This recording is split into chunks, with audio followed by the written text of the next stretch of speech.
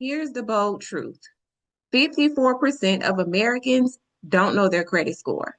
Most Americans don't understand how to leverage their credit to get to financial goals, and business owners don't know how to leverage their credit to access other people's money.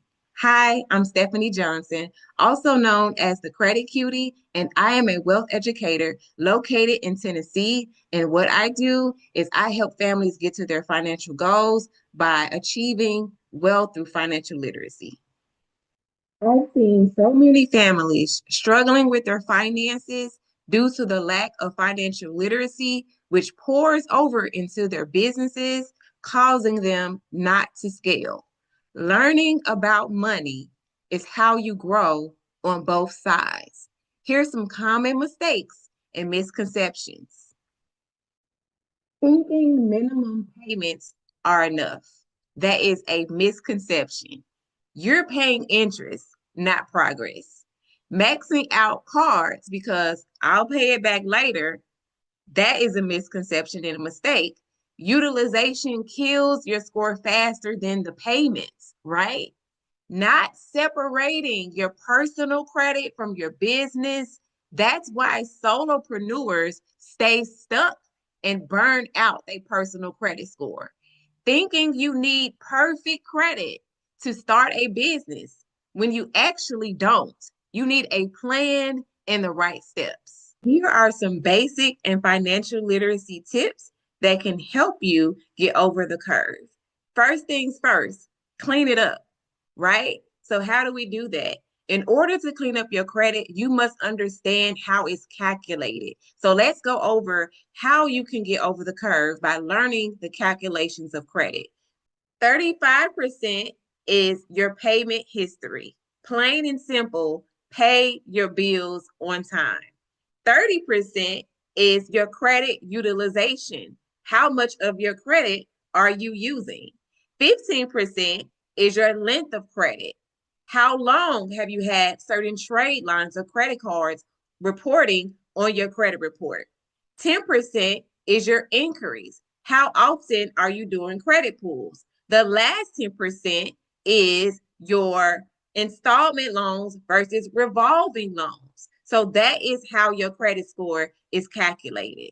Here are some quick tips to help you when it comes to how your credit score is calculated. If 35% of your credit score is paying your bills on time, then you want to make sure that you are paying your bills when they need to be paid, keeping your balances under 30%, sweet spot under 10%, and that should get you ahead of the curve. Another thing is you want to remove any old addresses, any old phone numbers, any old jobs that you may have on your credit report. Those have to go. Clean up your credit and you will see a significant change when it comes to your overall credit score.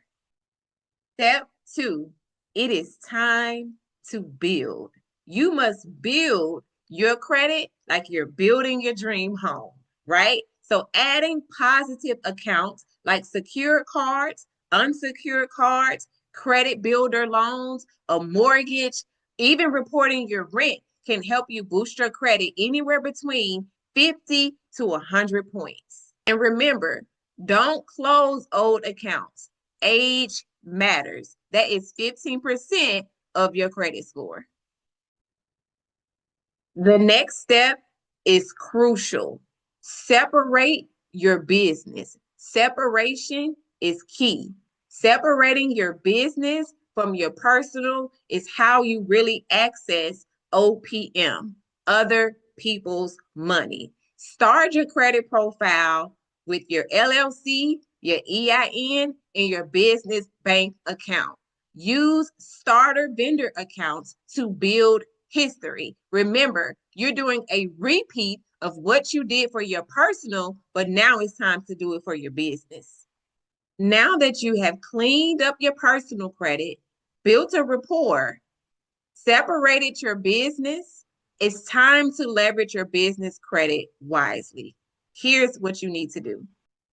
Apply for business credit cards and lines.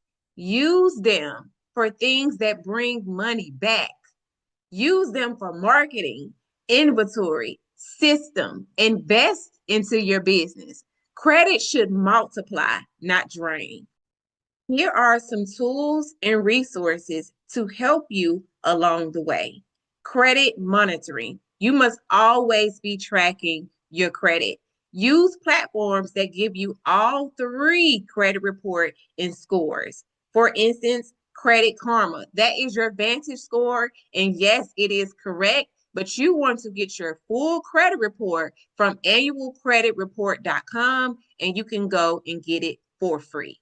Business credit vendors.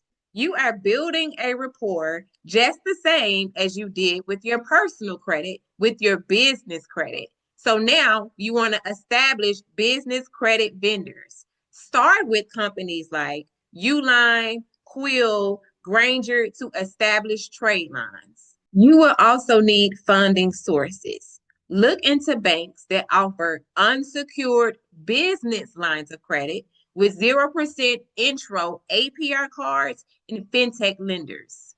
One of my personal favorite tools to use is Nav. It allows me to track my personal and business credit. It allows me to monitor them both while I'm able to access funding in order to scale my business.